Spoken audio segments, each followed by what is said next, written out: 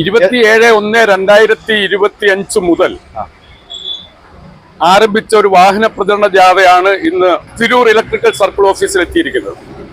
General secretary KCB കരാർ തൊഴിലാളി federation സഖാവ് ജയഘോഷ്, സംസ്ഥാന സെക്രട്ടറി ക്യാപ്റ്റനായുള്ള സംസ്ഥാന വാഹന പ്രചരണ ജാഥയാണ് ഇന്ന് തിരൂർ ഡിവിഷൻ ഓഫീസിന്റെ മുന്നിൽ ഇവിടെ എത്തിച്ചേർന്നിരിക്കുന്നത്.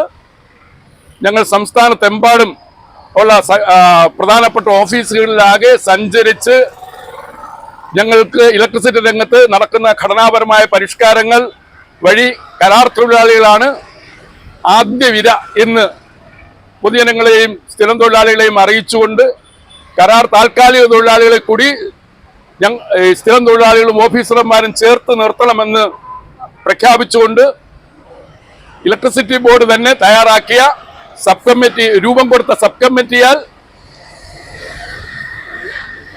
കമ്മിറ്റിയാൽ രൂപം കൊണ്ട റിപ്പോർട്ട് നടപ്പിലാക്കണം എന്ന് ആവശ്യപ്പെട്ടുകൊണ്ടും പ്രധാനപ്പെട്ട 10ഓളം ഇതര ഡിമാൻഡുകൾ ഉന്നയിച്ചാണ് ഞങ്ങൾ ഈ വാഹന പ്രചരണ ജാഥയുമായി ഇറങ്ങിയത്. ഡിമാൻഡുകൾ വിവരാവകാശ കമ്മീഷൻ ഇലക്ട്രിസിറ്റി ബോർഡിലെ 5 അംഗ കമ്മിറ്റിയുടെ രേഖ, അവരുടെ ശുപാർശ ഞങ്ങൾ വിവരാവകാശം അനുസരിച്ച് വാങ്ങിയിട്ടുണ്ട്. അതിൽ സ്പെസിഫിക് ആയി പറയുന്നുണ്ട്, ഈ കരാർ താൽക്കാലിക തൊഴിലാളികളുടെ സേവനം ഇലക്ട്രിസിറ്റി ബോർഡിന് ഒരു മുതൽക്കൂട്ടാവും. PSC റാങ്ക് ലിസ്റ്റിൽ അവശേഷിക്കുന്ന തൊഴിലാളികളെ സ്ഥിരപ്പെടുത്തണം എന്ന് ആ റിപ്പോർട്ടിൽ തന്നെ പറഞ്ഞിട്ടും ഇത് ചുണ്ടിനും കപ്പിനും ഇടയിൽ നഷ്ടപ്പെടാൻ ഇടയായ സാഹചര്യം ഇലക്ട്രിസിറ്റി വ്യവസായത്തിൽ നടക്കുന്ന ഘടനാപരമായ പരിഷ്കാരങ്ങളാണ്. ഘടനാപരമായ പരിഷ്കാരങ്ങളുടെ ഭാഗമായി എല്ലാ വർക്കുകളും വമ്പൻ കോൺട്രാക്ടർമാരിലേക്ക് സ്വിച്ച് ഓവർ ചെയ്യുകയാണ്. ഇലക്ട്രിസിറ്റിയിലെ ബില്ലിംഗ് ബ്രാഞ്ച് ടോട്ടലായി ഇല്ലാതാകുകയാണ്. ഇലക്ട്രിസിറ്റിയിലെ ട്രാൻസ്മിഷൻ രംഗം KPISC എന്ന് പറയുന്ന കമ്പനി രൂപീകരിച്ച് ഇല്ലാതാകുകയാണ്. അവിടെയും ഔട്ട്സോഴ്സ് ചെയ്യപ്പെടുകയാണ്.